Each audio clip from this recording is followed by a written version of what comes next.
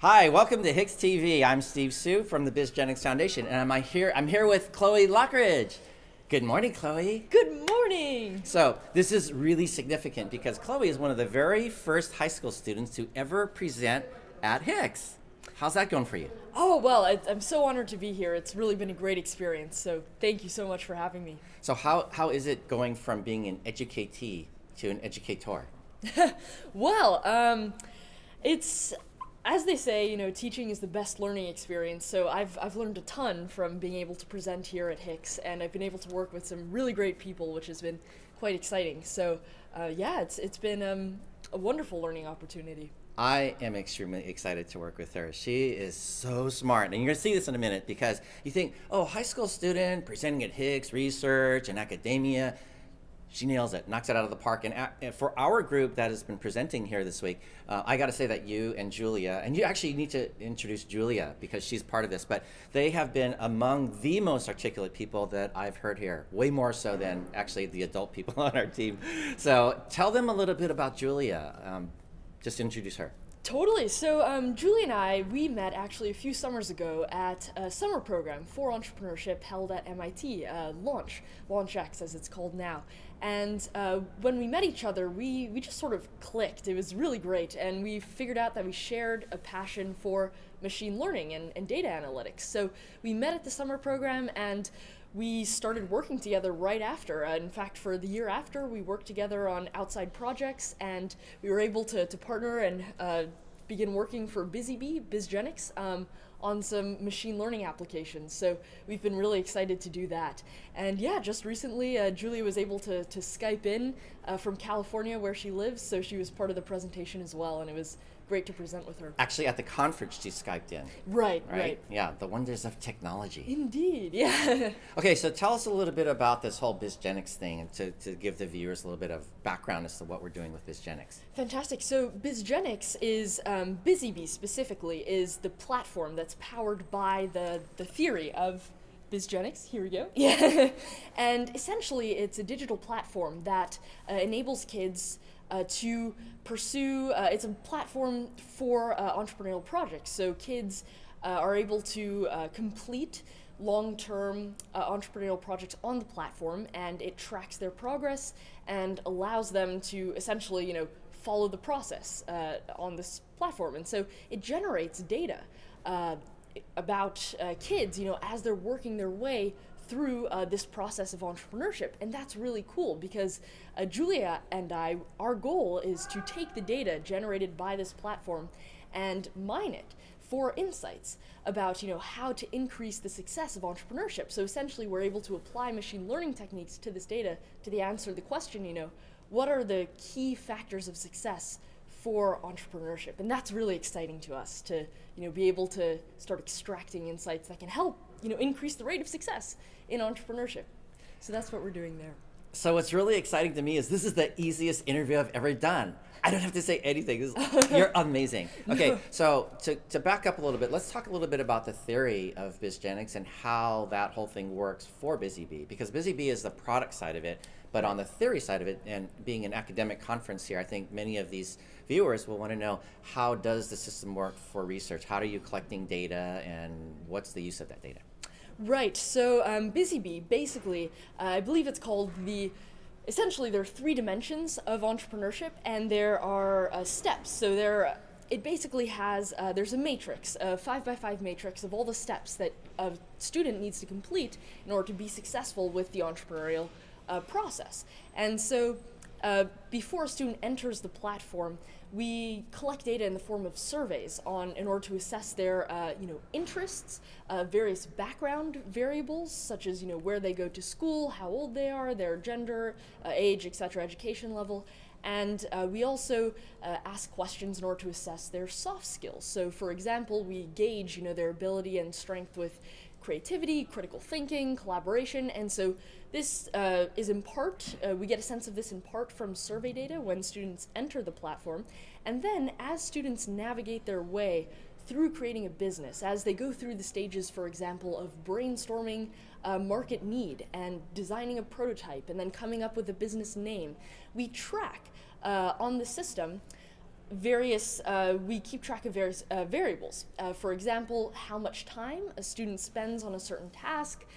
We also are able to track mentor comments, mentor ratings, mentor feedback on various assignments. And so by observing all of these data points, we're able to construct a more holistic picture of who a student is, what their skill levels are, what their various soft skill levels are.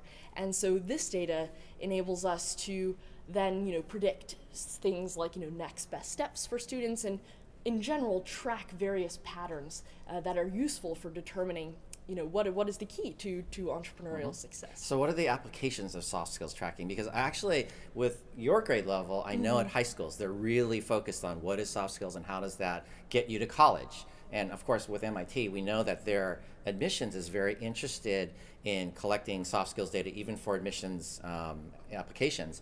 But I think many of the people at this conference are sort of not in the know as to how soft skills are coming up through this whole assessment process. Can you talk a little bit about that? Sure. So soft skills, as you mentioned, are traditionally very qualitative, right? And they're sort of these, it's hard to measure, and it's a big issue in the educational space today. In fact, thought leaders like Tony Wagner, he mentions how it's really hard to accurately assess and measure these skills like creativity, collaboration, communication. And so through this platform, we hope to use machine learning to turn these more qualitative skills into quantitative measurements. And we can do this through various methods, some of which we've brainstormed are text analysis, sentiment analysis on student comments and student writing on the system. And so we can look for certain words that convey confidence. And there are multiple APIs and solutions out there that can do this, right? The Watson API for sentiment analysis. And so we're able to, that's one method of tracking through the language that students use.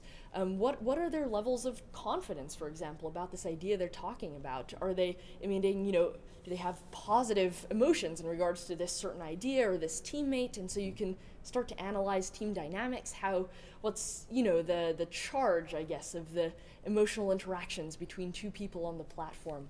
And additionally, there's been literature out there about how, what makes an effective leader, right? How do you galvanize the group? And there's such things, like idea ratios, they call them. How many ideas are expressed in leaders when they write, the ratio of the ideas that they talk about to just words used in the sentences. So they're very interesting linguistical techniques that can be used to sort of evaluate, quantify these traditionally qualitative skills. So that's fascinating. We're definitely interested. Absolutely. So we've got this innovation framework that we're starting from, and obviously there's some very deep learning applications. In the keynote yesterday, I heard the difference between augmented reality, augmented intelligence, and artificial intelligence. And I think that that is really a deep issue for many of the teachers that feel that they might be disintermediated from participation in the educational process. Do you have any ideas about how this system is really more in that augmented vein? Definitely. So yes, BusyBee and the machine learning aspects to it are definitely intended to be they're augmenting the learning process, not disenfranchising teachers, right? Because they're offering recommendations essentially, and they're offering suggestions. They're another sort of guide, another coach. They're not dictating where you go, but they're suggesting, hey, given a personality type like you, and given that you're this type of student and you learn this way, we suggest, maybe exploring this path or exploring this particular piece of learning material. Read this chapter, it might interest you.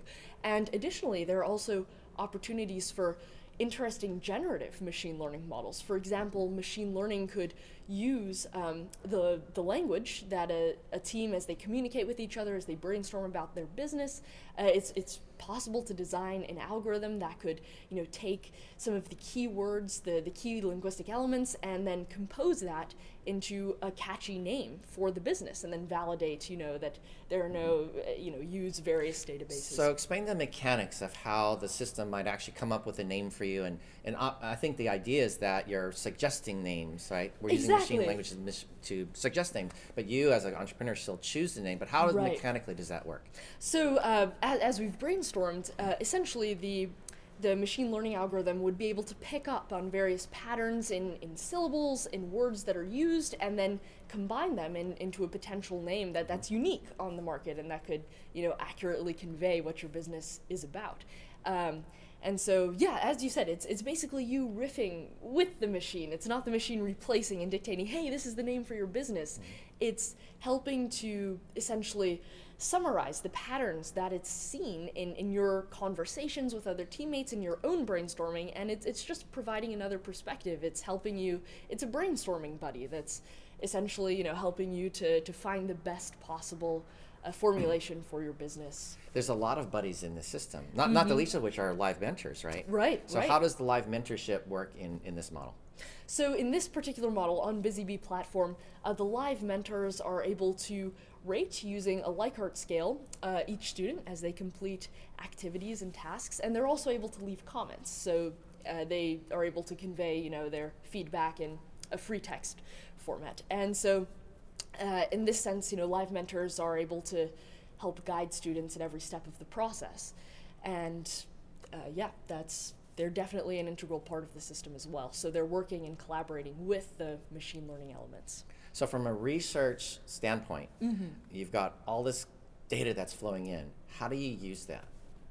Right. So from a research standpoint, this is actually a very exciting opportunity because BusyBee provides a lot of it's unique data, right? It's data that's being generated in a relatively structured way on this entrepreneurial process, and for so long it's been such a big issue, right? Like the success rate for entrepreneurs is depressingly low, and it's school systems. It's definitely an issue. It's a hot topic. How do we figure out how to help students along these types of tough entrepreneurial projects? And the BusyBee platform is generating a lot of data on this as students work their way through these entrepreneurial journeys. And so therefore, from a research standpoint, just the opportunity to have access to this data playground, which is essentially what BusyBee is, there are a lot of interesting questions that can be formulated and then tested with this data that's being produced. So as we mentioned, for example,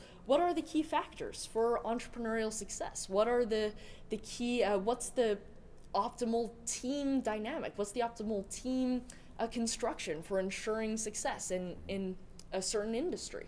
And you can create a lot of interesting questions, and BusyBee provides the framework. Answers. Exactly. BusyBee provides the framework for producing answers. So that's really Brilliant. cool. Yeah, okay, so let's turn to more the programmatic side, or the product side.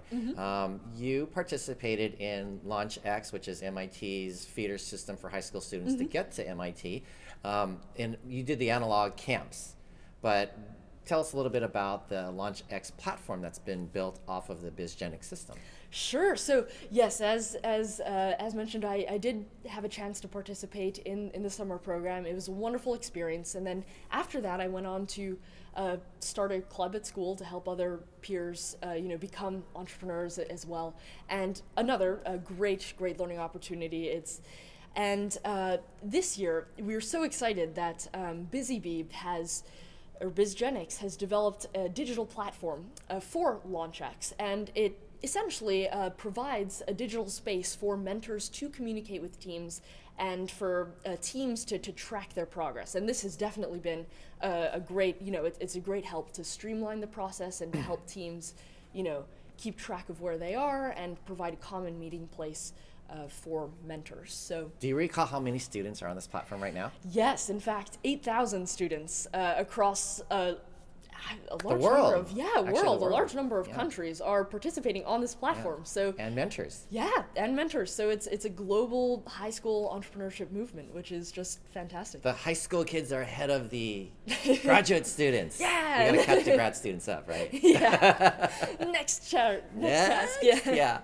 Okay, good. And what other applications do you see in the future that you'd like to work on with this platform? Oh, wow. Well, I am personally very interested in building various, machine learning plugins for this platform. And I think that there can be a lot done, to help students figure out, what are the next best steps in my process. So Julie and I actually brainstormed using, a Markov decision model, a Markov decision process, we see that as a potential algorithm that could be really helpful for essentially helping students to chart the most effective path through the Busy Bee platform, through their entrepreneurial process. So we're hoping that designing this algorithm will, the system will generate lots of data, and we'll be able to hopefully tell students, given that you are a hacker and you love making things, we suggest that you start with identifying a need and then prototyping a product, and then maybe from there you should move on to quickly, while you have the energy or whatever, brainstorming a business name, and then hopefully as you wind your way through the process, we're hoping that this system will really capture the non-linearities of learning, and that's something unique, another thing unique, I think, to the Busy Bee platform, that we hope it'll be really effective in capturing the non-linearity of learning, so that it will guide students through the process that's most effective to them. And that might mean, after you finish figuring out the pricing of your business, the business model, whatever, you have to circle back and look back at framing the brand and the marketing and all of that. So it'll hopefully outline the effective circle back. Creativity steps. is messy. Exactly. Right? Yeah. And inspiration comes at odd times. Right. So the idea of being able to capture and bank the data, not just study it, but get the data is important. And I think actually from a student standpoint, you're tired of curriculum, right? Yeah. I mean, I personally, I feel that it is definitely time to embrace this more dynamic model, this more dynamic form of curriculum. It's definitely a better model, I think. So turning to tech stack, we've got Busy Bee as a product of BizGenix. So BizGenix is a theory. It's like the Intel Inside to Busy Bee. And then Busy Bee as going up to K through 12. Now we've got also this other product called Elevate, which is collegiate and up. It goes to tech accelerators, it goes to universities, certainly to research. The beauty of having multiple products on one data structure is that we have data straight across, right? And there will be many other applications, I think, that will have coherent data that's on a standard, but all of that requires a technical stack that is stable and well thought and accessible to many to work on. So maybe you can tell the gang a little bit about that. Sure. Well, I can tell you confidently from the machine learning side that we're working with, AWS, Amazon Web Services. They have an amazing collection of various APIs and models that are available for use. And we're definitely excited to get our hands on those, and especially for sentiment analysis, video analysis, Amazon recognition, that's been wonderful. So we're planning to use that infrastructure in order to carry out a lot of the machine learning side plugins. And then I also know that the Busy Bee platform, at least, it's been, if it's worth noting, the specific tech details of like the infrastructure. No, it is, actually it is. Sure, I mean, I know the front end, I believe, has been built with Angular 4 and the back end with ASP.NET. So that's the basic infrastructure there. And a little bit about the idea of microservices, if you would. Right. So as I understand it, these microservices ensure that, it's easy to plug in to the platform, if you will. And that means that, if you have an application with the data that you want, it's easy to build that bridge with the Busy Bee platform, so that if you want to use data to answer the question, what makes an effective leader, right? If you want to sort of answer that research question, the way the system has been designed enables you to very easily hook up with the data streams that you need in order to conduct that research successfully. So it's been designed thoughtfully in that sense. Okay, so some of the biggest questions you might want to answer, like I'm thinking like patterns of success. Really good one, right? What makes a good leader, certainly. Yes. What not to do. It's like all the titles for blog posts, right? What's like the most exciting thing to you that you could answer with this platform? Oh, wow. So I think I've probably said it quite a few times. I am really excited about the this question. Just what are the factors for success? Because personally, I would really love to see a world in which high school entrepreneurs are able to go out there and reach their dreams, make their dreams real, right, through entrepreneurship. And so I think that question is at the heart of that dream and realizing that vision. And additionally, I'm also curious about, what are the patterns, right? What are the patterns of successful students, and how can we quantify that and maximize that? Additionally, sort of on the flip side, but very much related, how can we recognize when students are in trouble? How can we design an adaptive system that's really responsive to these student needs? So, for example, recognizing when students are at risk of failure and identifying when mentors can come in to help them and save them from potential disaster. So I'm really excited by the prospects of this a highly adaptive system that can help students meet their dreams. So I'm like creating something, and the bot comes in and says, "Are you sure you want to do that?" Yeah. No, I'll don't do schedule that. a meeting with your mentor for you. Yeah, that's right. Yeah. Mentor's waiting for you. Okay, good. So that's a lot of tech and a lot of brainiac stuff. Let's turn to the more human side. You went to a women's gathering yesterday. Tell us a little bit about that and how that works in HICSS. Oh, yeah. So I believe that currently the HICSS has set up this women networking system, and they also have a nice online presence, LinkedIn account, and they're growing. So they're brainstorming ways to. I was engaged in a discussion on the next steps for establishing an advisory board and everything. But currently, it's a really great community and a really great network that supports women in the data science field. Because, as I'm sure we all know, the levels of women engaged in data science and computer science, not quite where we want them to be, right? It's a little unequal still. So it's great to have established support networks that help people make their way, because women have the such great ideas just like men, and it's definitely worth including more of them in As a woman, do you feel there's limitations for you in this field? Like, you're young, so you don't really necessarily know, but do you sense that there's any limitations? Is there a glass ceiling? I think the only limitation really is probably the stigmas that exist, like the stereotypes. I personally, I've been very fortunate to work with a lot of great people, and so I personally have never really felt any discomfort being a woman in the data science field. I feel great. I love it. What about the wonderful. entrepreneurial side? Do you feel that there's the same issues with women in entrepreneurship? Well, I think in a similar way, I've been fortunate to be surrounded by all of these great mentors, and so personally, I haven't felt any pushback or really any problems with being a woman in entrepreneurship. I've been so blessed to have these amazing mentors and amazing people, and if anything, I think that's evidence to the fact that it's really important to have these types of support networks. It's really important to have female role models in fields like computer science, like entrepreneurship. And I personally can attest to the fact that, yes, it's really influential, and it's really helpful to have strong women leaders like that we can look up to and say, hey, this field is for me too. I can do this. And so, yeah, all the more reason. That's very encouraging. Oh, well, yeah, it's great to be surrounded by these wonderful people. So yeah. Okay, so women in business, and one of the things that I'm really passionate about is nice business. I don't like words like predatory or disruptive business. I know that's part of the whole entrepreneurial thing, startup thing now. I don't think you have to conquer to succeed and win. And part of the thing we're doing with our platform is business that is nice, right? Can you talk a little bit about the whole triple bottom line impact piece that's built in? Sure. So the triple bottom line, a great aspect of the BusyBee platform. Essentially, it's not just about it's not a win-lose situation. It's a win-win, or even triple bottom line win-win-win, because you're benefiting you're turning profit, but you're also benefiting the people around you, the environment, and so you're giving back on more than one level.